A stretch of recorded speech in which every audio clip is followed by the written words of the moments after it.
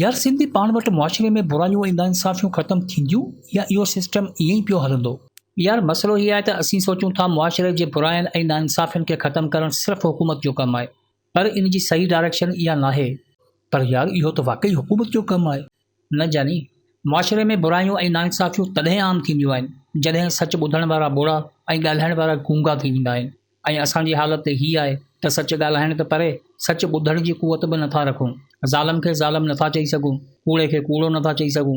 पोइ ज़ाहिर आहे मुआशिरे में बुराइयूं बि हूंदियूं त नाइंसाफ़ियूं बि हूंदियूं। तुंहिंजो मतिलबु आहे इन जा ज़िम्मेवार असीं पाण आहियूं? ॾिस यार, कंहिं बि मुआशिरे में ॿिनि कुवतनि जो अमल दख़ल हूंदो आहे। हिकिड़ी कुवत हुकूमत पाण हूंदी आहे ऐं ॿी कुवत उहे फ़र्द हूंदा आहिनि जेकी उन मुआशिरे या समाज जो हिसो हूंदा आहिनि। बदकिस्मती सां असां वटि ॿई अमल नाकारा आहिनि। अॼु ॾींहुं ताईं हिते हुकूमत जी तिर्ज़ छा रही आहे इहा हक़ीक़त कंहिंखां बि लिकल कोन्हे।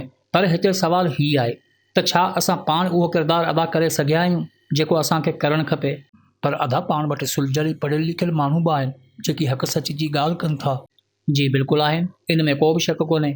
एतिरनि बुराइनि ऐं नाइंसाफ़ियुनि जे बावजूद बि असांजो मुआशिरो धरती ते रड़ी रहियो आहे त इहो सिर्फ़ु इन करे जो असां वटि अञा बि सचा माण्हू ज़िंदा आहिनि। जॾहिं बि कंहिं ते ज़ुल्म थिए थो त उहे माण्हू उन ज़ुल्म जे ख़िलाफ़ु आवाज़ बुलंद कनि था। पर तारीख़ी एतबार सां इन्हनि माण्हुनि जी तादाद घटिजी रही आहे। अहिड़नि माण्हुनि जो मुआशिरे में घटिजणु इंतिहाई ख़तरनाक हूंदो आहे। असां सभिनि खे सचाई खे तस्लीम करे हक़ जी वाट वठणु खपे। मुआशिरे जी तब्दीली लाइ माण्हुनि जो तब्दील थियणु लाज़मी हूंदो आहे। जेकॾहिं तारीख़ जो जाइज़ो वठूं त पुराणे ज़माने में माण्हू हक़ सच जी ॻाल्हि कंदा हुआ, सचाई ख़ातिर पंहिंजी ज़िंदगी क़ुर्बान करे छॾींदा हुआ। दुनिया जा अज़ीम माण्हू सचाई ख़ातिर विढ़ंदा रहिया। सुकरात सच जी राह तां हटण खां वधीक ज़हर जो प्यालो पीअणु बहितर सम्झो। अफ़लातून सचाई जी ख़ातिर 2 दफ़ा पंहिंजे पाण खे मौत जे मोह में विधो। मार्क्स ऐं प्लेटस खे तख़्त ताज खां वधीक सचाई सां मोहबत हुई। ग्रोनो इन जे करे बाहि में ज़िंदा सड़ियो।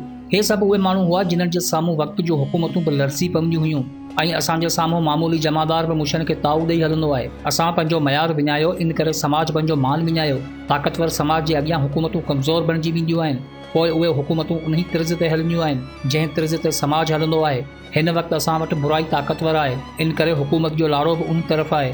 पर जेकॾहिं हिते सचाई जी ताक़त हुजे त हुकूमत बि पंहिंजो किरदारु अदा करण ते मजबूर थी पवे। पोइ आख़िरकार इन जो को त हल हूंदो। यार हर शइ जी शुरूआति बुनियाद खां कई वेंदी आहे ऐं बुनियाद हमेशह हेठां खां वधो वेंदो आहे। दुनिया जी तारीख़ में जॾहिं बि इंसानी समाज में का तब्दीली आई आहे त उहा तब्दीली उते जी अवाम आंदी आहे। यूरोपी ऐं अमेरिका क़ौमनि खे हुक्मराननि छा ॾिनो? सदियुनि ताईं इहे क़ौमूं जहालत जी ऊंदाह में पंहिंजी ज़िंदगी बसर कंदियूं रहियूं। इन्हनि क़ौमनि जेकॾहिं 2 आलमी जंगियूं ॾिठियूं त उन्हनि में उन्हनि जे हुक्मराननि जूं ई महिरबानियूं हुयूं। इन्हनि जंगनि जे करे यूरोपी क़ौम जो हिकु पूरो नस्ल गटरनि में रहियो। ड्रेननि जो पाणी इन्हनि जी खुराक हुई। दुनिया में इहे ई क़ौमूं हुयूं जिन्हनि पंहिंजी औलाद खे ज़बा करे उन्हनि जो गोश्त खाधो। ज़िंदा रहण जे जतन में इन्हनि क़ौमनि उथी बीहणु सिखियो ऐं जॾहिं उथी बीठियूं त सभु कुझु बदिलाए छॾियऊं। छो त इन्हनि महसूसु कयो त जेकॾहिं तब्दीली जी ख़्वाहिश रखूं था त पहिरीं पंहिंजे पाण खे तब्दील करणो आहे ऐं जॾहिं इहे क़ौमूं तब्दील थियूं त पूरी दुनिया खे तब्दील करे छॾियऊं।